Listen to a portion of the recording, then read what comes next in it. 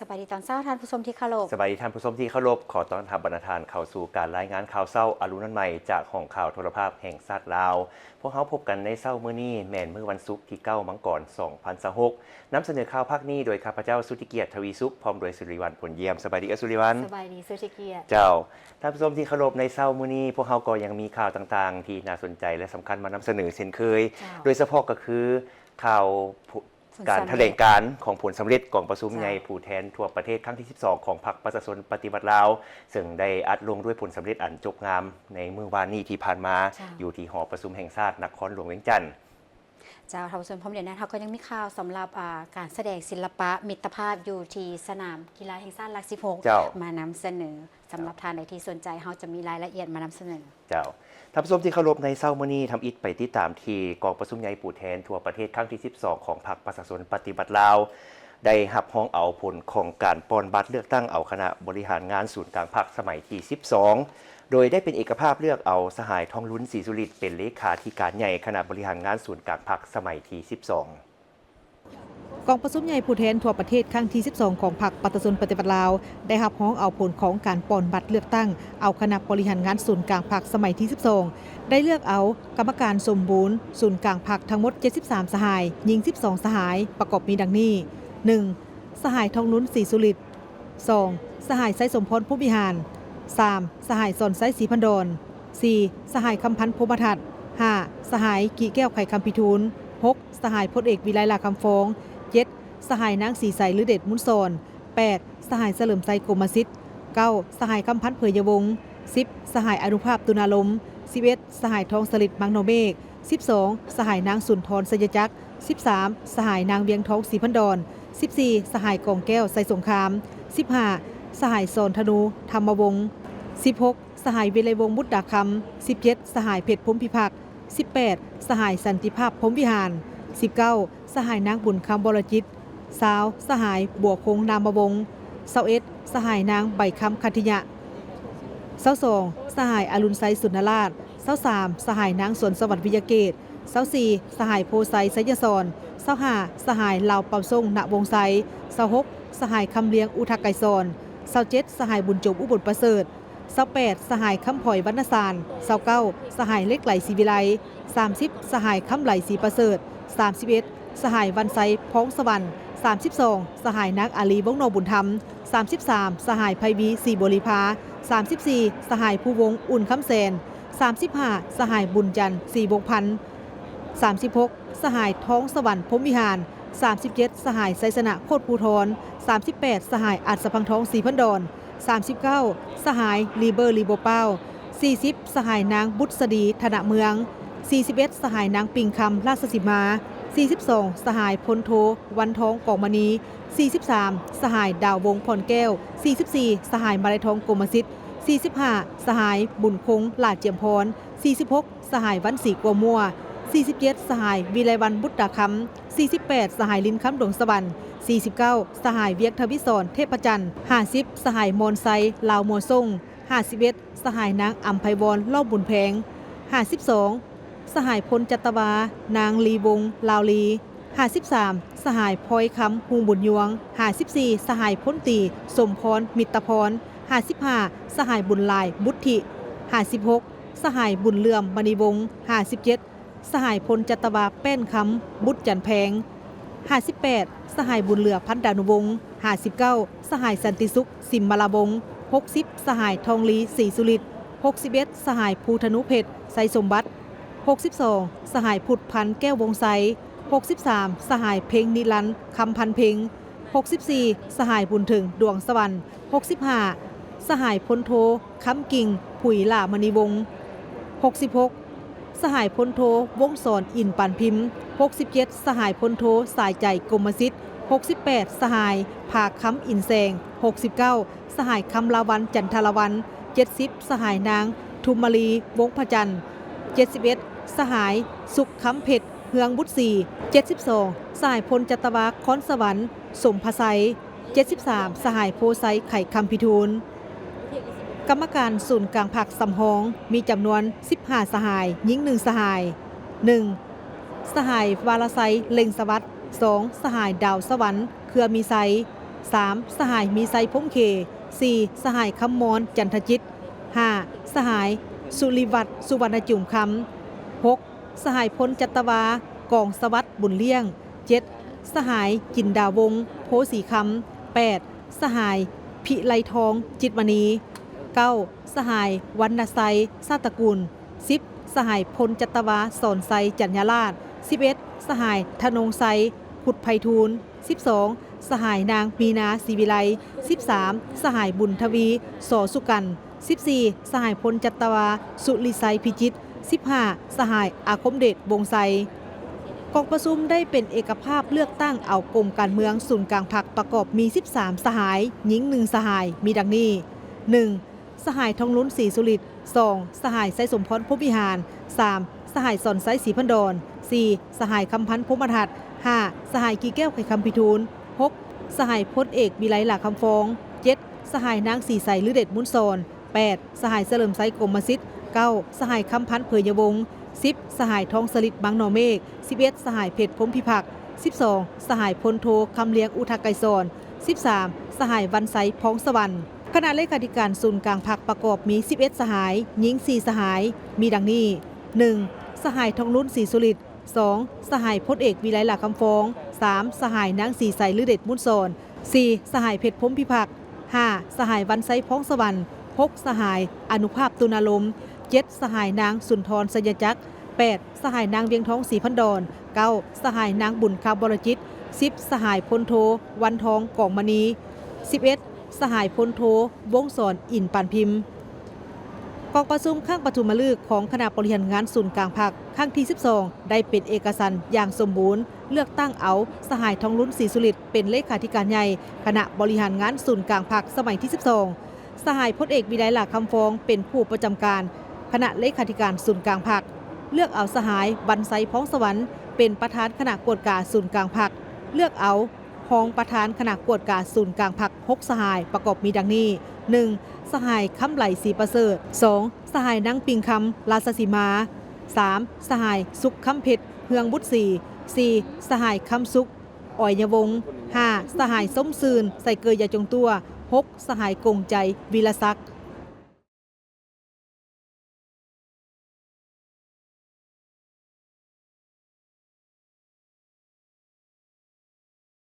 พร้อมเดียวกันนั้นกองประชุมใหญ่ผู้แทนทั่วประเทศสมัยที่ 12 ของพรรคประชาชนปฏิวัติลาวได้ปิดลงอย่างเป็นทางการและประสบผลสำเร็จอย่างสมบูรณ์ภายหลังดำเนินมาเป็นเวลา 3 วันที่หอประชุมแห่งชาตินครหลวงวิจันทร์ตลอดระยะการดำเนินกองประชุมบรรดาผู้แทนได้ร่วมกันพิจารณาและรับรองเอาเอกสารสำคัญของพรรคเกี่ยวกับการสรุปผลการนำพาในสมัยผ่านมาและกำหนดทิศทางแผนการพัฒนาประเทศก็คือโครงการการเมืองของพรรคซึ่งเป็นพื้นฐานสำคัญสำหรับการนำพาประเทศให้ก้าวหน้าไปอย่างมั่นคงและยืนยงในโอกาสเดียวกันนี้กองประชุมได้ดำเนินการเลือกตั้งคณะบริหารงานศูนย์กลางพรรคสุดใหม่โดยได้เลือกเอาสหายทองลุ้นศรีสุริตเป็นเลขาธิการใหญ่คณะกรรมการศูนย์กลางพรรคสมัยที่ 12 ด้วยความเอกภาพและความไว้วางใจสูงจากบรรดาผู้แทนกองประชุม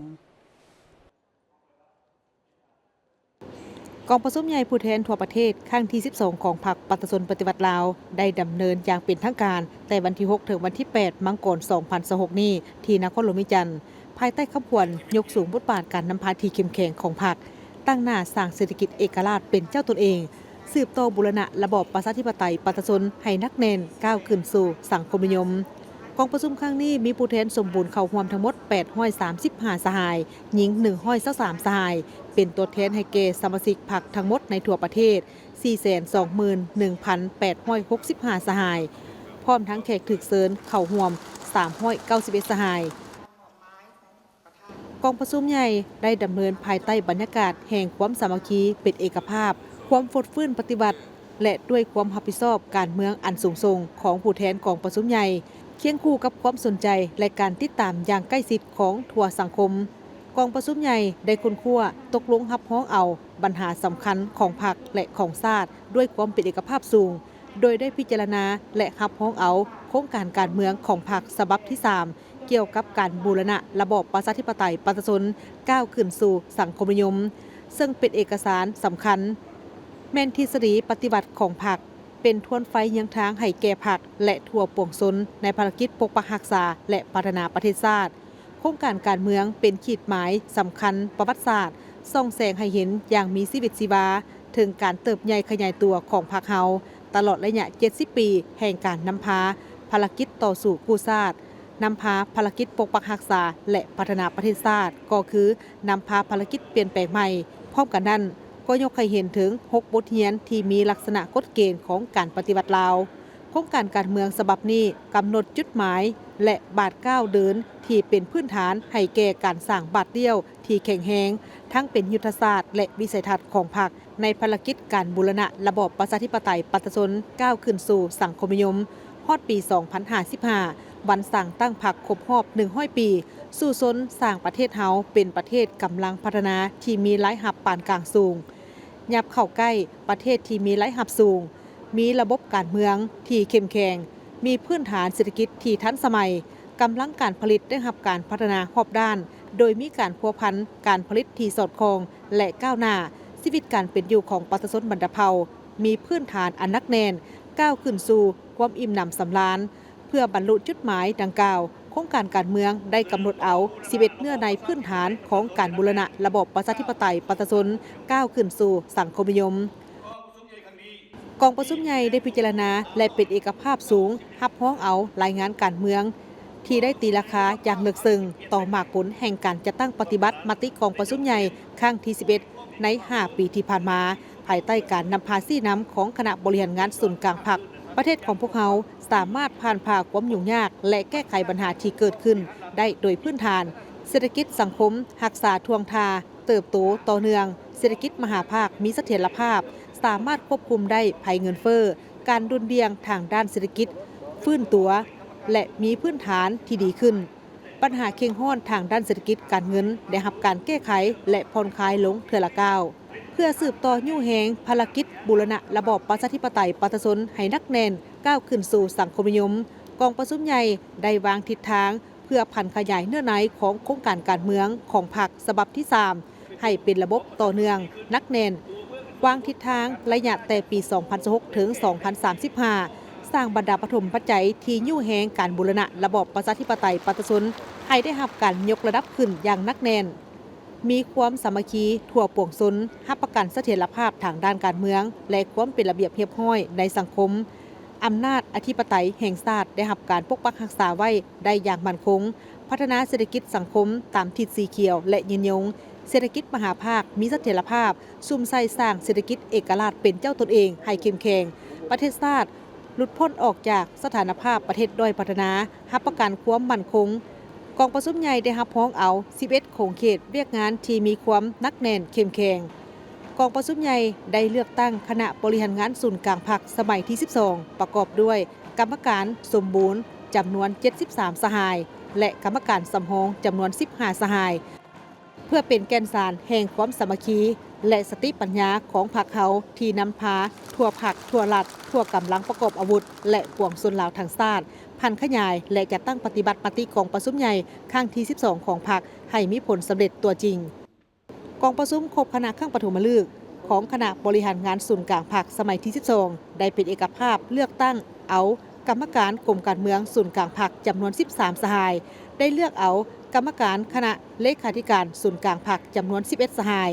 กองประชุมได้เป็นเอกภาพสูงเลือกเอาสหายทองลุ้นศรีสุริตเป็นเลขาธิการใหญ่คณะบริหารงานศูนย์กลางพรรคอีกวาระหนึ่งได้เลือกเอาสหายพลเอกวิไลหลาคำฟ้องเป็นผู้ประจำการคณะเลขาธิการศูนย์กลางพรรคได้เลือกเอาสหายวันไซพ้องสวรรค์เป็นประธานกฎกาและรองประธานกฎกาจำนวน6สหายในพิธีอัดกองประชุมสหายทองลุ้นศรีสุริตเลขาธิการใหญ่คณะบริหารงานศูนย์กลางพรรคประธานประเทศได้ซี่น้ำให้บรรดาคณะพรรคและสมาชิกพรรคทั่วประเทศพร้อมใจกันพันขยายมติของกองประชุมให้เป็นผลปฏิบัติอย่างเป็นจริงเพื่อสร้างประเทศชาติให้เจริญรุ่งเรืองและนำพาประเทศก้าวขึ้นสู่สังคมนิยมตามเป้าหมายที่วางไว้บรรดาสหายที่นับถือฮักแพงทั้งหลายกองประชุมใหญ่ผู้แทนทั่วประเทศครั้งที่ 12 ของพรรคเฮาได้สำเร็จลงอย่างจบงามแล้วแต่พวกเฮายังต้องมีความรับผิดชอบสูง และเอาจริงเอาจังต่อการจัดตั้งพันขยายแนวทางแผนนโยบายที่กองประชุมใหญ่ครั้งนี้วางออกให้ปรากฏผลเป็นจริงพรรคเฮามีเส้นทางก้าวเดินที่ยาวไกลอุดมการณ์และจุดหมายสังคมนิยมบ่อาจจะเกิดเป็นจริงใดด้วยตัวมันเองถ้าบ่มีสมาชิกพรรคที่ปลอดใสเข้มแข็งนักแน่นเป็นหลักแหล่งเป็นผู้นำพาฉะนั้นขอเรียกร้องมายังทั่วพรรคโดยเฉพาะบรรดาสหายกรรมการศูนย์กลางพรรคสมัยที่12ที่ได้รับความไว้วางใจจากกองประชุมใหญ่ครั้งนี้จงเสิร์ชสู่มานาจิตปฏิวัติความรับผิดชอบการเมืองยกสูงความเป็นแบบอย่างน้ำหนาฝึกฝนหล่อหลอมตนเองรอบด้านปรับปรุงแบบแผนการนำพาแบบแผนวิธีเฮ็ดเวียกให้ถูกต้องสอดคล้องและแทบกับตัวจริงเพื่อนำพาการจัดตั้งปฏิบัติแนวทางแผนนโยบายที่กองประชุมใหญ่ครั้งนี้วางออกให้มีผลสำเร็จคณะพรรคแต่ละขันจงพร้อมกันเสริมขยายความเป็นเจ้าในการพันขยายแนวทางแผนนโยบายที่กองประชุมใหญ่ครั้งนี้วางออกอย่างประดิษฐ์สางและบุกระดมมหาชนยู่แห้งขบวนการแข่งขันรักษาและพัฒนาให้กว้างขวางลึกซึ้งและต่อเนื่องเพื่อเล็งใช้สร้างการแข่งขันและการสร้างกำลังแห้งให้แก่การพัฒนาประเทศชาติในสุมปีต่อหน้าสหายเลขาธิการใหญ่ยังได้เรียกร้องมายังคณะพรรคทุกขั้นสมาชิกพรรคพนักงานนักรบประชาชนลาวบรรดาเผ่าบรรดาสั้นคนและพี่น้องเสื้อชาติลาวผู้รักชาติที่ดำรงชีวิตและทำมาหากินอยู่ต่างประเทศจงเสิร์ชสู่น้ำใจรักชาติเสริมขยายมานาจิตปฏิบัติบากบั่นสูมใส่การปฏิบัติหน้าที่และทำมาหากินสร้างสาบูรณะระบอบประชาธิปไตยประชาชนก้าวขึ้นสู่สังคมนิยมอย่างนักแน่น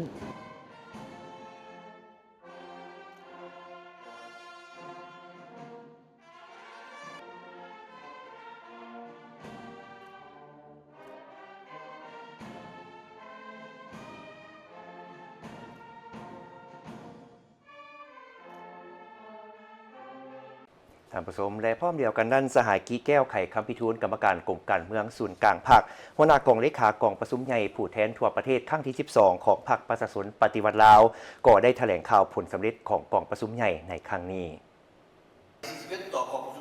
ตอนบ่ายวันที่ 8 มกราคม 2026 สหายกีแก้วไข่คำพิทูลกรรมการกรมการเมืองศูนย์กลางพรรคหัวหน้ากองเลขากองประชุมใหญ่ผู้แทนทั่วประเทศครั้งที่12ของพรรคประชาชนปฏิวัติลาวได้แถลงข่าวต่อสื่อมวลชนเกี่ยวกับผลสำเร็จของกองประชุมภายหลังที่ดำเนินมาเป็นเวลา3วันโดยมีผู้แทนทั้งหมด835สหายหญิง123สหายเป็นตัวแทนให้แก่สมาชิกพรรคทั่วประเทศทั้งหมด 421,865 สหายพร้อมนั้นมีแขกถึกเชิญจำนวน391สหายรวมมีผู้เข้าร่วมกองประชุมใหญ่ทั้งหมด 1,226 สหาย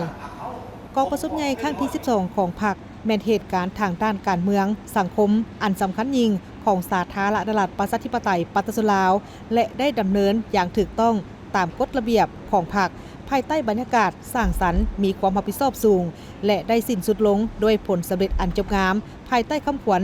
ยกสูงบทบาทการนำพาที่เข้มแข็งของพรรคตั้งหน้าสร้างเศรษฐกิจเอกราชเป็นเจ้าตนเองสืบต่อบูรณะระบอบประชาธิปไตยประชาชนให้นักแน่นก้าวขึ้นสู่สังคมนิยมกองประชุมใหญ่ได้รับพ้องโครงการเมืองฉบับที่3ของพรรค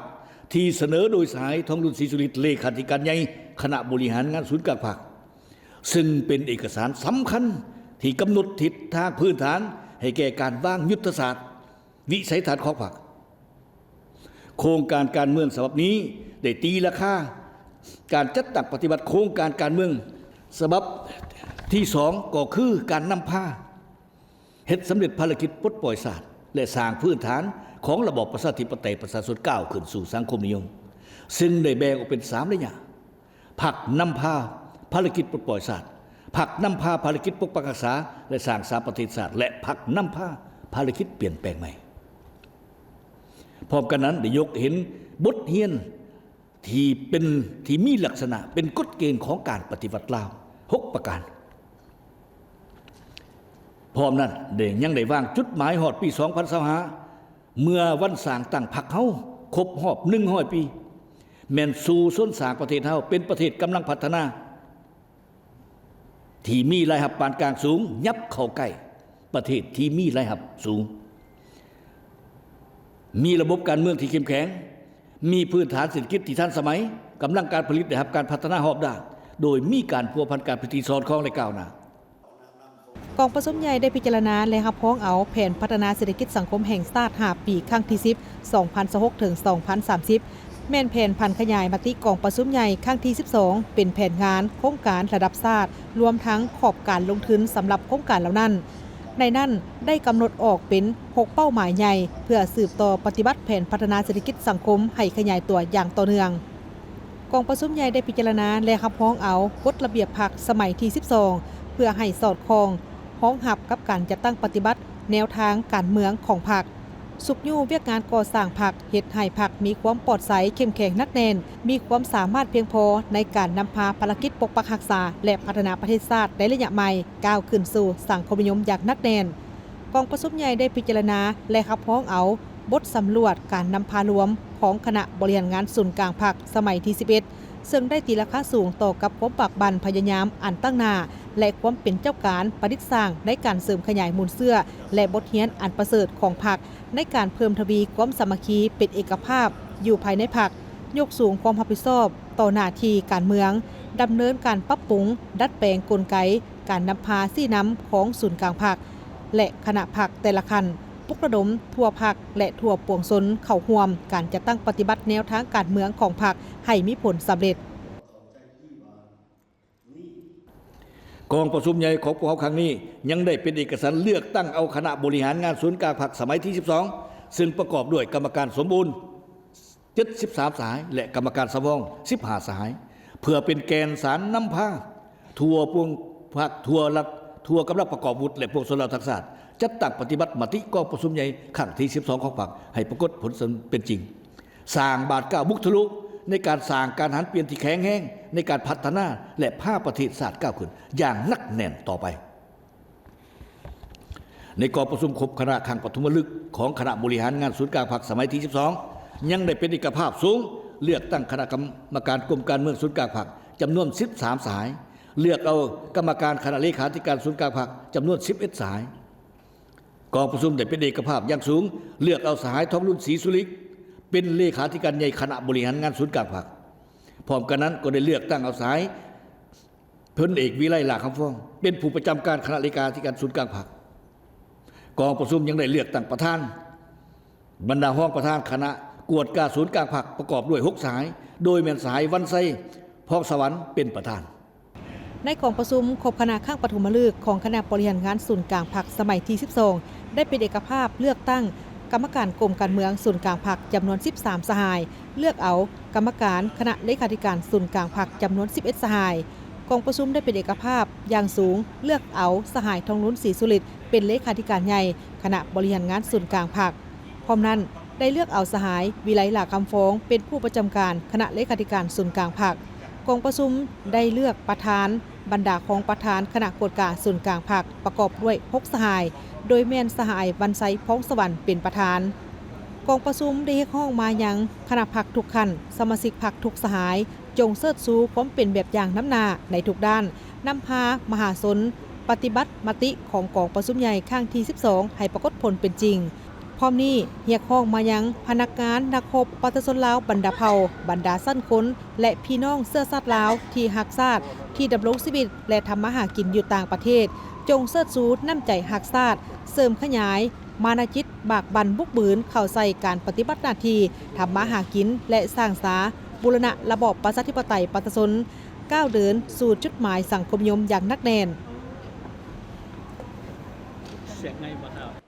เส้นทางรถไฟได้เป็นหัวจักรหลักที่สำคัญที่สุดในการสุขยู่การเติบโตของเศรษฐกิจการบริการและการท่องเที่ยวของสาธารณรัฐประชาธิปไตยประชาชนลาวเพื่อเสริมขยายมากผลแม่นได้พร้อมศึกษาความเป็นไปได้ในการสร้างทางรถไฟสู่แขวงภาคใต้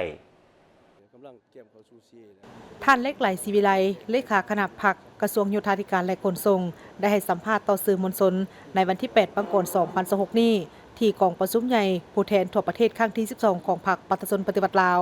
โดยท่านได้ฮู้ว่านับตั้งแต่เริ่มเปิดบริการทางรถไฟลาวจีนท้ายปี 2021 เป็นต้นมาได้สร้างตัวเลขสถิติที่น่าประทับใจทั้งสองด้านคือด้านการขนส่งผู้โดยสารเฉพาะในสาธารณรัฐประชาธิปไตยประชาชนลาวได้ทั้งหมด 12 ล้านเถื่อคนตลอดเส้นทางเวียงจันทน์หาดคุ้นมิงขนส่งได้สูงสุด 62 ล้านเถื่อคนด้านการขนส่งสินค้าเฉพาะในสาธารณรัฐประชาธิปไตยประชาชนลาวสามารถลำเลียงสินค้าได้ 16 ล้านต้นตลอดเส้นทางตัวเลขการขนส่งสินค้าสูงถึง 72 ล้านต้นส่วนลดผ่อนต้นทุนและเวลาในการขนส่งอย่างหลงหลายด้านเศรษฐกิจและการท่องเที่ยวการบริการทางรถไฟได้กลายเป็นแม่แห้งดึงดูดนักท่องเที่ยวสากลเข้ามาลาวได้ถึง 12 ล้านกว่าคนสามารถสร้างรายรับเป็นเงินตราต่างประเทศเข้าสู่ระบบเศรษฐกิจได้หลายกว่า 6.2 ตื้อดอลลาร์สหรัฐหลังจากที่รถไฟได้เปิดนำใส่อย่างเป็นทางการในวันที่ 3 ธันวาคม ปี 2021 ผ่านมานี้พอดีฮอดปี 2025 ก็ครบรอบ 4 ปีพอดีถือว่าการเปิดรถไฟก็เป็นนิมิตหมายอันใหม่เป็นการเปิดลาวเฮาที่เป็นประเทศที่บ่มีทางออกสู่ทะเลเป็นประเทศที่มีทางออกอย่างแจ่แจ้งเป็นจากแลนด์ล็อกไปสู่แลนด์ลิงก์มาเปิดโตอย่างเป็นทางการรถไฟลาวจีนนี้ก็เป็นรถไฟด่วนที่อยู่ใน10ประเทศอาเซียนก็เป็นลาวเป็นผู้สมิทเชื่อมกับประเทศจีนที่ว่าเป็นบรรยากาศใหม่เป็นนิมิตหมายอันใหม่ที่สุดอันผลเด่นเป็นอย่างแม่นพวกเฮาได้กระตุ้นการท่องเที่ยวเพราะว่านักท่องเที่ยวหลั่งไหลเข้ามาที่ว่ากับมหาศาลคือนํกันก็ย้อนมีการนำพาของพรรคการชี้นำอย่างใกล้ชิดของกรมการเมืองศูนย์กลางพรรครัฐบาลที่ในว่ากระบวนการแก้ไขความยุ่งยากโดยเฉพาะเรื่องงานรถไฟกับผลเด่นขึ้นเพื่อสืบต่อขยายมากผลดังกล่าวรัฐบาลได้วางแผนยุทธศาสตร์ที่ตั้งหน้าในระยะ5 ปีต่อหน้า 2026 ถึง 2030 นักท่องเที่ยวสากลตั้งเป้าบรรลุ22 ล้านคนคาดคะเนรายรับประมาณ 8 ตื้อดอลลาร์นักท่องเที่ยวภายในสู่ศูนย์ไทยได้ 11 ล้านเถื่อคนคาดคะเนรายรับ5 ตื้อดอลลาร์ด้านการขยายโครงข่ายและเสื่อมต่อพื้นฐานโครงล่างจะสืบต่อยกระดับการเสื่อมต่อระหว่างทางรถไฟลาวไทยและลาวจีนให้มีความคล่องตัวและกลายเป็นศูนย์กลางโลจิสติกของภาคพื้นคาดว่าจะเริ่มลงมือก่อสร้างทางรถไฟลาวเวียดนามและยะแต่แขวงขมวนหาดซ้ายแดนเวียดนามในต้นปีนี้และเริ่มศึกษาความเป็นไปได้ในการสร้างทางรถไฟเวียงจันทน์ปากเซเพื่อเชื่อมต่อเข้าสู่ภาคใต้ตลอดหลายปีมานี้สามารถยืนยันได้ว่าเวียกงานทางรถไฟบ่แม่นเป็นเพียงแต่การขนส่งเท่านั้นแต่ยังแม่นหัวจักหลักแหล่งที่สำคัญที่สุดในการสุกยู่การเติบโตของเศรษฐกิจการบริการและการท่องเที่ยวของสาธารณรัฐประชาธิปไตยประชาชนลาวให้ก้าวสู่ความทันสมัยและเข้มแข็งในเวทีสากลในส่วนดินลาวนี่412 กิโลเมตรท่านผู้ชมภายใต้การนำพาของพรรคประชาชนปฏิวัติลาวคะแนนการสาธารณสุขได้รับการพัฒนาทางปริมาณและคุณภาพให้มีความทันสมัยและหันกุ้มตนเองเทื่อละก้าวครั้งนี้ถือว่าได้สรุปในโอกาสเข้าร่วมกองประชุมใหญ่ผู้แทนทั่วประเทศครั้งที่ 12 ของพรรคประชาชนปฏิวัติลาวสหายไพวันแก้วประเสริฐรองเลขาคณะบริหารงานพรรคกระทรวงสาธารณสุขได้ต่างหน้าให้องค์คณะพรรคกระทรวงสาธารณสุขรู้สึกเป็นเกียรติและมีความภาคภูมิใจเป็นอย่างยิ่งที่ได้ต่างหน้าให้แก่สมาชิกพรรคทั้งหมดเข้าร่วมกองประชุมที่สำคัญในครั้งนี้พร้อมทางได้กล่าวเน้นถึงความเป็นเอกภาพสูงต่อกับบทรายงานการเมืองตีราคาการจะตั้งปฏิบัติมติ 11 ของพรรคในการพัฒนาเศรษฐกิจสังคมของชาติก็คือการพัฒนาแขนงสาธารณสุขการบริการให้มีคุณภาพทันสมัยกุ้มตนเองทางด้านการเงินเทื่อละก้าวและมีความยืนยงโดยถือเอาการอนามัยการพยาธิและส่งเสริมสุขภาพรับประกันให้ตานางสาธารณสุขมีความเข้มแข็งสามารถตอบสนองความมีข้องต้องการการบริการที่มีคุณภาพของสังคมระยะที่ผ่านมานี้ถือว่าทางกระแนงการสาธารณสุขของเราก็ได้นำเอาบรรดามติต่างๆครั้งที่ 11 ของพรรคนี้ไปพันขยายเข้าอยู่ในเวียกงานตัวจริงโดยเฉพาะเป็นต่อกับคะแนนสุขภาพของพวกเราซึ่งว่าอยู่ในนั้นอันสำคัญก็เป็นยกสูงคุณภาพการบริการสร้างความเข้มแข็งโดยเฉพาะเป็นเวียกงาน อยู่ในบรรดาหัวง้อก็คือตานางสาธารณสุขนี้เพื่อว่าให้ได้ให้ประชาชนบรรดาเผ่าของพวกเรานี้ได้เข้าถึงการบริการทั่วถึงมีคุณภาพและก็เป็นธรรมภายหลังที่สำเร็จกองประชุมใหญ่ผู้แทนทั่วประเทศครั้งที่ 12 ของพรรคครั้งนี้จะนำเอาเนื้อในจิตใจที่ได้รับพ้องเป็นเอกภาพกันในกองประชุมไปจัดตั้งผันขยายอยู่ในขอบเขตความรับผิดชอบที่ติดพันกับการจัดตั้งปฏิบัติเวียกงานของแขนงการสาธารณสุขเพื่อเพิ่มทวีความอาจสามารถในการนำพา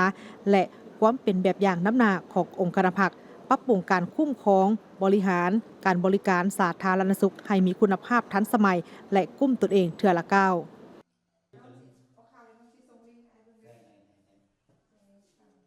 เลขาคณะพรรคหักฐานผู้อำนวยการโรงหมอมิตรภาพได้แสดงความรู้สึกและมีความภาคภูมิใจที่เป็นตัวแทนของผู้แทนสมบูรณ์กระทรวงสาธารณสุขเข้ารับฟังการสรุปสั่งรวมการจัดตั้งปฏิบัติแผนพัฒนาเศรษฐกิจสังคมครั้งที่9ของพรรคประชาชนปฏิวัติลาวสมัยที่11ซึ่งได้มีนโยบายต่างๆที่สุกยู่ให้พวกเขาได้จัดตั้งผันขยายในโครงเขตสาธารณสุขเฮ็ดให้เวียกงานสาธารณสุขขยายกว้างขวางขึ้นไปผันขยายให้เป็นอันละเอียดโดยเฉพาะกระแมนอยู่ในห้องหมอมิตรภาพสหายดร.สอนไซราชวงศ์กรรมการคณะพรรคกระทรวงเลขาคณะพรรคหักฐานผู้อำนวยการห้องหมอมิตรภาพผู้แทนสมบูรณ์กระทรวงสาธารณสุขมีความภาคภูมิใจหลายที่ได้เป็นเกียรติต่างหน้าให้แก่บรรดาสหายสมาชิกภายในกระทรวงสาธารณสุขเข้าร่วมกองประชุมใหญ่ผู้แทนทั่วประเทศครั้งที่12ของพรรคประชาชนปฏิวัติลาวกองประชุมครั้งนี้เป็นวาระสำคัญที่สุดที่จะได้มีการสรุปสั่งรวมเกี่ยวกับรายงานการเมืองของคณะบริหารงานศูนย์กลางพรรคสมัยที่11เพื่อสรุปตีราคาการจัดตั้งปฏิบัติมติกองประชุมใหญ่ใน5ปีผ่านมาแผนพัฒนาเศรษฐกิจสังคมแห่งชาติ5ปีครั้งที่10 2026-2030เพื่อเป็นการสร้างบาทก้าวบุกทะลุในการพัฒนาประเทศชาติได้มีนโยบายต่างๆสุกยู่ให้ได้จัดตั้งผันขยายในโครงเขตสาธารณสุขเฮ็ดให้เวียกงานสาธารณสุขขยายกว้างขวางขึ้นประชาชนลาวบรรดาเผ่าเข้าถึงการบริการอย่างทั่วถึงพร้อมทั้งเล็งใส่การป้องกันและส่งเสริมสุขภาพให้แข็งแรง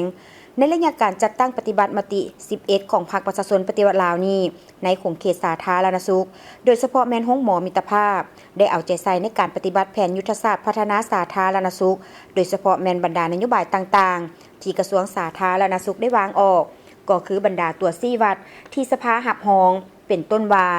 เวียกงานหาดี1พอใจและตัวซี่วัดการปรับปรุงยกระดับคุณภาพของพ่อแม่ประชาชนให้หลายขึ้นและสร้างความเชื่อมั่นดึงดูดเอาความเชื่อมั่นของสังคมก็คือประชาชนให้หลายขึ้นเห็นว่าในการจัดตั้งปฏิบัติมติ11ของพรรคประชาชนปฏิวัติลาวนี้ในโครงเขตสาธารณสุขโดยเฉพาะกระแมนห้องหมอมิตรภาพได้เอาใจใส่ในการปฏิบัติตามแผนยุทธศาสตร์พัฒนาของสาธารณสุขโดยเฉพาะแม่นบรรดานโยบายต่างๆที่กระทรวงสาธารณสุขได้วางออกก็คือบรรดาตัวซี่วัดของที่สภาหับห้องเป็นต้นว่าเวียกงาน5ดี1พอใจและก็ตัวซี่วัดในการปรับปรุงยกสูงคุณภาพของพ่อแม่ประชาชนให้หลายขึ้นและสร้างความเชื่อมั่นดึงดูดเอาความเชื่อมั่นของสังคมก็คือพ่อแม่ประชาชนให้หลายขึ้นภายหลังสำเร็จกองประชุมใหญ่ครั้งที่12ของพรรคประชาชนปฏิวัติลาวคณะพรรคของหมอมิตรภาพจะจัดตั้งปฏิบัติผันขยายนำเอามติกองประชุมใหญ่ครั้งที่12ให้เป็นอันละเอียดโดยเฉพาะกอแมนอยู่ในห้องหมอมิตรภาพให้ทั่วถึงทุกกลุ่มเป้าหมายและมีการพัฒนาให้หลายขึ้นในวันที่7 มังกร 2026ที่ผ่านมาคณะผู้แทนกองประชุมใหญ่ทั่วประเทศครั้งที่12ของพรรคประชาชนปฏิวัติลาวจำนวนหนึ่งได้ลงเยี่ยมยามเขตพัฒนากวมรวมไซเศรษฐาและเขตเศรษฐกิจพิเศษบึงธาตุหลวงบริษัทจงฮูนโซลาร์เทคโนโลยีลาวจำกัดผู้เดียวโครงการก่อสร้างอาคารของบริษัทอ้อมอาซีพัฒนาอสังหาริมทรัพย์การไปเยี่ยมยามเขตพัฒนากวมรวมไซเศรษฐาคณะผู้แทนก็ได้รับฟังการรายงานของท่านผู้วงศ์วงคำสาวห้องเจ้าของนครหลวงเวียงจันทน์ซึ่งเขตพัฒนากวมรวมไซเศรษฐาได้รับการสร้างตั้งขึ้นตามแนวทางนโยบายของพรรคและรัฐบาลเพื่อเป็นแก่นสำคัญในการดึงดูดการลงทุนสร้างเวียกเหตุงานทำยกสูงขีดความสามารถในการผลิตอุตสาหกรรม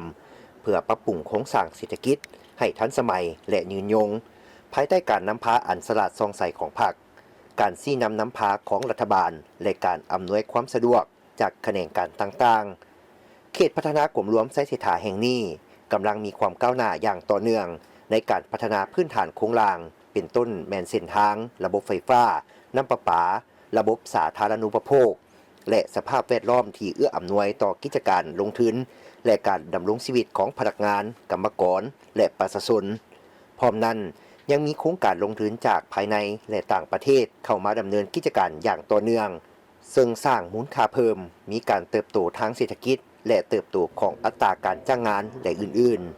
ๆและยุเขตเศรษฐกิจพิเศษบึงธาตุหลวงท่านนางออนลายาแสงธรรมวงศ์ผู้ช่วยหัวหน้าการตลาดบริษัทลาวธาตุหลวงลงทุนพัฒนาจำกัดได้ให้ฮู้ว่าเขตเศรษฐกิจพิเศษบึงธาตุหลวงมีเนื้อที่ทั้งหมด365เฮกตาร์มีเนื้อที่สิ่งปลูกสร้าง8ล้านตารางเมตรและมีมูลค่าการลงทุนทั้งหมด5ตื้อดอลลาร์สหรัฐกลุ่มบริษัทฟั่นเฟิงเซี่ยงไฮ้ได้เซ็นสัญญาร่วมมือกับรัฐบาลลาวในท้ายปี 2011 และโครงการก่อสร้างได้เริ่มต้นอย่างเป็นทางการในเดือนธันวาคมปี 2012 บริเวณนี้เป็นระยะทำอิฐของการพัฒนาซึ่งประกอบมีโรงแรมและอพาร์ตเมนต์ประกอบมี 11 อาคารในนั้นมี 2 อาคารอยู่ชั้น1ถึง3จะเป็นโรงเรียนนานาชาติและอาคาร3และ4ที่เปิดเป็นโรงแรมโปลีและอาคาร6และ7แม่นเปิดเป็นโรงแรมอยู่อินส่วนที่เหลือแม่นเป็นอพาร์ตเมนต์นอกจากนี้ด้านหน้าของโรงแรมโปลีแม่นศูนย์การค้าคิวมอร์ประกอบมีห้านอาหารห้านกินดื่มเครื่องหัตถกรรมและซูเปอร์มาร์เก็ตซึ่งได้เปิดขายและให้บริการแล้วโครงการต่อมาแม่นตลาดบึงธาตุหลวงสวนสนุกที่ได้เปิดให้ประชาชนในเขตอ้อมหอบเข้ามาใช้บริการได้สะดวกสบาย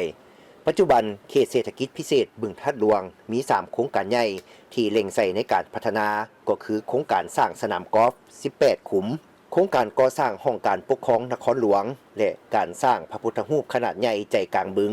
สูงประมาณ129เมตรหลังจากโครงการนี้สร้างสำเร็จจะเป็นแลนด์มาร์คแห่งใหม่ให้กับประเทศลาวโดยเฉพาะแม่นนครหลวงเวียงจันทน์และสถานที่แห่งนี้จะกลายเป็นสถานที่ท่องเที่ยวที่ดึงดูดนักท่องเที่ยวหลายล้านคนในแต่ละปีนอกจากนี้ยังมีโครงการที่กำลังอยู่ในขั้นตอนการดำเนินงานและซอกหานักลงทุนประกอบมีอพาร์ตเมนต์สำหรับนักการทูตโครงการตึกแฟดศูนย์การค้าสากลบึงธาตุหลวงถนนคนยางตลาดกลางคืนและอื่นๆพร้อมเดียวกันนั้นสหายวงมณีเพื่อประชากรรมการประจำภาคแขวงห้องคณะประจำปกครองแขวงหลวงน้ำทาได้ให้สัมภาษณ์ต่อทีมข่าวโทรทัศน์แห่งชาติลาวโดยเรียกร้องให้ประชาชนลาวทุกทวนหน้าให้ติดตามผลกองประชุมใหญ่ครั้งที่ 12 ของพรรคเพื่อนำเอาเนื้อในจิตใจไปผันขยายในเวียกงานของตนครั้งนี้ซึ่งเป็นเหตุการณ์ทางการเมืองที่มีความหมายสำคัญในโอกาสเข้าร่วมกองประชุมใหญ่ผู้แทนทั่วประเทศครั้งที่ 12 ของพรรคประชาชนปฏิวัติลาวว่าตนเองได้มีความภาคภูมิใจที่ได้ตั้งหน้าให้คณะพรรคและสมาชิกพรรคแขวงหลวงน้ำทาเข้าร่วมกองประชุมที่มีความหมายอันสำคัญทางด้านประวัติศาสตร์ในครั้งนี้ในวาระกองประชุมจะได้มีการรับรองเอาโครงการการเมืองฉบับที่3ของศูนย์กลางพรรครับรองเอาบทรายงานการเมืองของศูนย์กลางพรรคสมัยที่ 12รับรองเอาแผนพัฒนาเศรษฐกิจสังคม5ปีครั้งที่10รับรองเอากฎระเบียบสมัยที่ 12ของพรรคนอกจากนั้นก็ยังสิได้ผลบัตรเลือกตั้งเอาคณะบริหารงานศูนย์กลางพรรคสมัยที่ 12เพื่อสืบต่อนำพาภารกิจปกปักรักษาสร้างสรรค์และพัฒนาประเทศชาติของพวกเราให้เจริญรุ่งเรืองสูงขึ้นในนามคณะพรรคแขวงหลวงน้ำทาการที่ได้เข้าร่วมกองประชุมในครั้งนี้ตนเองสามารถกำได้เนื่องในหลายด้านโดยเฉพาะแม่นทางรายงานการเมืองและทางแผนพัฒนาเศรษฐกิจสังคมซึ่งจะนำเอาเนื่องในจิตใจที่ติดพันกับเวียกงานที่ตนเองได้รับผิดชอบเป็นต้นด้านการพัฒนาทรัพยากรมนุษย์ของเขตเวียกงานศึกษาและกีฬาเวียกงานสาธารณสุขเวียกงานวัฒนธรรมการท่องเที่ยวเวียกงานแรงงานและสวัสดิการสังคมและเวียกงานอื่นๆเจ้าก็จะนำเอาเนื้อในจิตใจที่ติดพันกับเวียกงาน ที่ข้าพเจ้าได้รับผิดชอบเป็นต้นแม่นด้านการพัฒนาทรัพยากรมนุษย์คงเขตเวียกงานการศึกษากีฬาเวียกงานสาธารณสุขเวียกงานวัฒนธรรมท่องเที่ยวเวียกงานแห่งงานวัฒนธรรมแห่งงานสวัสดิการสังคมและเวียกงานที่ปิดอ้อมอื่นๆเพื่อเฮ็ดให้เวียกงานข้าพเจ้าสีน้ำหันให้มันสามารถเข้าสู่ตัวจริงประยุกต์มุนไส้เขาได้ โอกาสดังกล่าวได้นามผู้แทนสมบูรณ์ที่เข้าร่วมกองประชุมอันสุดที่มีความหมายความสำคัญในครั้งนี้สหายวงศ์มณีเพื่อประชาก็ได้เรียกร้องมายังสมาชิกพรรคพนักงานทหารตำรวจสาวค้าขายนักธุรกิจตลอดประชาชนบรรดาเผ่าทั้งศูนย์กลางและท้องถิ่นในคงเขตทั่วประเทศที่ติดตามกองประชุมในครั้งนี้ทั้งออนไลน์หรือโทรภาพแห่งชาติจงพร้อมพากันเอาใจใส่ติดตามและรับฟังเนื้อในจิตใจของประชุมให้ลึกซึ้งถึงถองเพื่อนำไปพันขยายนำไส้เข้าในหน้าที่เวียกงานของตนให้เกิดดอกออกผลมีประสิทธิภาพและประสิทธิผลยิ่งขึ้นบริษัทดวงดีก่อสร้างขวดทางจำกัดได้มอบเงินอุปถัมภ์สุขยู่กองประชุมใหญ่ครั้งที่ 12 ของพรรค วันที่ 8 มังกร 2026 เป็นมื้อสุดท้ายของการดำเนินกองประชุมใหญ่ผู้แทนทั่วประเทศครั้งที่ 12 ของพรรคประชาชนปฏิวัติลาวบรรดาบริษัทได้นำเอาเงินสดมามอบให้ทางคณะรับผิดชอบกองประชุมใหญ่ผู้แทนทั่วประเทศครั้งที่ 12 ของพรรคประชาชนปฏิวัติลาวต่างหน้ารับโดยแม่นสหายเฉลิมไซกรมสิทธิ์กรรมการกรมการเมืองศูนย์กลางพรรคโดยมีภาคส่วนที่เกี่ยวข้องเข้าร่วมภาคส่วนที่นำเอาเงินมามอบในครั้งนี้มีบริษัทดวงดีก่อสร้างขวดทางจำกัดมอบเงินอุปถัมภ์สุขยู่กองประชุมใหญ่ครั้งที่ 12 ของพรรคจำนวน 1 ตื้อกีบซึ่งมอบโดยทานอุดรแก้วดวงดีประธานกลุ่มบริษัทดวงดีก่อสร้างขวดทางจำกัดเกี่ยวกับการพัฒนาเศรษฐกิจสังคมเนาะเห็นว่ามีความกระโดดขันเนาะการพัฒนาเศรษฐกิจสังคมของเราและก็การแนวทางเปลี่ยนแปลงใหม่ของพรรคก็ถือว่าได้ปฏิบัติได้ดีขึ้นหลายมันสาเนาะให้ประชาชนเฮานี่มีอยู่มีกินและก็พัฒนาเศรษฐกิจสังคมการก้าวหน้าพัฒนาได้เรื่อยๆเนาะในนามข้าพเจ้าเนาะก็มีความภาคภูมิใจเนาะที่ภาครัฐเฮาได้นำพาเนาะให้ประเทศชาติเจริญรุ่งเรืองเนาะเท่าทุกวันนี้เนาะและข้าพเจ้าเองในนามบริษัทถ้ามีภาคน้ำพาจะสงสัยข้าพเจ้าก็บ่ยืนอยู่ในระดับนี้ว่าซั่นเนาะฉะนั้นในโอกาสนี้ขอชมเชยกองประชุมใหญ่เนาะของพรรคประชาชนปฏิวัติลาวเนาะครั้งที่2จงมันเยินแสดงต่อไปเนาะและก็ขอให้การพัฒนาของประเทศลาวเฮานี่จงมีความเจริญรุ่งเรืองถาวรท่านเฉลิมไซกรมสิทธิ์ได้แสดงความสมเสยต่อบริษัทที่ได้ประกอบส่วนให้การช่วยเหลือในครั้งนี้ซึ่งการมอบเงินและเครื่องอุปถัมภ์ในครั้งนี้เป็นการแสดงออกถึงความรับผิดชอบต่อภารกิจของพรรคและประเทศชาติพร้อมทั้งเป็นการสร้างขบวนการอันฟุดฟื้นเพื่อต้อนรับกองประชุมใหญ่ครั้งที่ 12 ของพรรคประชาชนปฏิวัติลาวให้มีเนื้อในและมีผลสำเร็จโอกาสนี้คณะรับผิดชอบได้ต่างหน้าให้แก่พรรครัฐบาลแสดงความขอบใจต่อภาคส่วนที่ให้ความสำคัญนำเอาเงินและเครื่องมามอบในครั้งนี้ซึ่งเป็นการประกอบส่วนเหตุให้บั้นดำเนินกองประชุมใหญ่ผู้แทนทั่วประเทศครั้งที่ 12 ของพรรคดำเนินไปอย่างลงเรียนและมีผลสำเร็จตามเป้าหมายที่วางไว้พร้อมทั้งยืนยันว่าจะนำเอาเงินที่ได้รับในครั้งนี้ไปหมุนไส้ให้เกิดประโยชน์สูงสุดก็คือเฮ็ดให้กองประชุมใหญ่ผู้แทนทั่วประเทศครั้งที่ 12 ของพรรคดำเนินไปด้วยผลสำเร็จ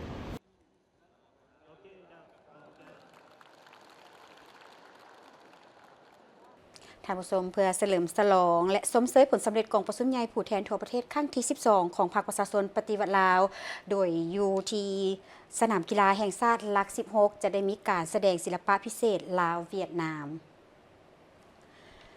เพื่อเป็นการเฉลิมฉลองและสมเสยผลสำเร็จกองประชุมใหญ่ผู้แทนทั่วประเทศครั้งที่ 12 ของพรรคประชาชนปฏิวัติลาวโดยการแสดงศิลปะอันยิ่งใหญ่และเต็มไปด้วยเอกลักษณ์วัฒนธรรมของสองชาติลาวเวียดนาม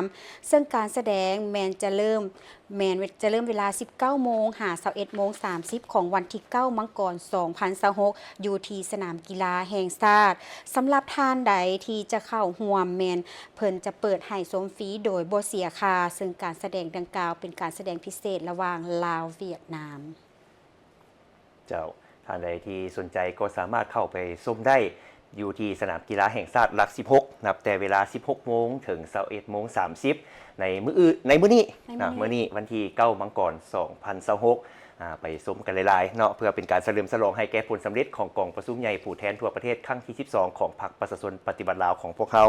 ท่านผู้ชมต่อจากนี้ไปพวกเราจะมาเบิ่งข่าวจากทางท้องถิ่นทางเมืองสระสมบูรณ์แขวงจำปาสักได้จัดพิธีบงตั๋วแต่งตั้งและยกย้ายพนักงานราชการบางห้องการอยู่ภายในเมืองในพิธีทานเสิร์ฟมโนธรรมคณะประจำพรรคเมืองหัวหน้าคณะจัดตั้งเมืองได้ผ่านมติตกลงของคณะประจำพรรคเมืองสระสมบูรณ์ฉบับเลขที่537ทับคจพมสบลงวันที่23ธันวาคม2025ว่าด้วยการบงตัวแต่งตั้งห้องเลขาหน่วยพรรคของการเศร้าหนมเมืองในนั้นตกลงแต่งตั้งสหายโกดาศรีวิไลเป็นห้องเลขาหน่วยพรรคของการเศร้าหนมเมืองผ่านโขตกลงของคณะกรรมการปกครองเมืองฉบับเลขที่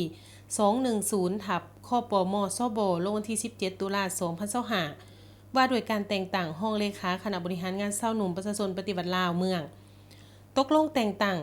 ทานโกดาศรีวิไลเป็นห้องเลขาคณะบริหารงานเศร้าหนุ่มประชาชนปฏิบัติลาวเมืองผ่านโขตกลงของคณะกรรมการปกครองเมืองฉบับเลขที่200ทับคปมสบลงวันที่14ตุลาคม2025ว่าโดยการแต่งตั้งห้องหัวหน้าห้องว่าการเมืองตกลงแต่งตั้งทานสนไส้ดวงมาลาไลเป็นห้องหัวหน้าห้องว่าการเมืองและผ่านข้อตกลงของคณะกรรมการปกครองเมืองฉบับเลขที่201ทับคปมสบลงวันที่14ตุลาคม2025ว่าโดยการยกย้ายบอนประจำการของพนักงานราชการในนั้นตกลงยกย้ายทานสุภัสสาไตรไสยวงศ์วิศการของการอุตสาหกรรมและการค้าเมืองไปประจำการอยู่ห้องว่าการเมืองตอนถ่ายพิธีทานสำราญอ่อนไซเวียงหักษการเลขาคณะบริหารงานพรรคเมืองก็มีคำเห็นโอลมซึ่งเนื้อในบางตอนเน้นให้พนักงานราชการที่ได้รับการบงตัวแต่งตั้งและยกย้ายบอนประจำการใหม่ขอให้ทุกทานจงพร้อมกันเสิร์ชสู้บทบาทการนำพาของพรรคเพิ่มทวีการนำพาสีนำเบียกงานให้มีความหนักแน่นเข้มแข็งหอบด้านและเต่าห่วมความสามัคคีให้เป็นปึกแผ่นพร้อมกันเอาใจใส่ทุ่มเทกำลังเหือแห้งสติปัญญาความรู้ความสามารถเขาในการนำพาปฏิบัติเวียกงานที่ตนรับผิดชอบให้มีผลสำเร็จสูงท่านผู้ชมทั้งหมดนี้คือการนำเสนอข่าวเศร้าอรุณวันใหม่ขอบใจทุกท่านที่ได้ให้เกียรติติดตามรับชมมาฮอดนี้โค้ชทั้งสองพร้อมด้วยทีมงานข่าวขอลาท่านผู้ชมไปด้วยเวลาเพียงเท่านี้สบายดี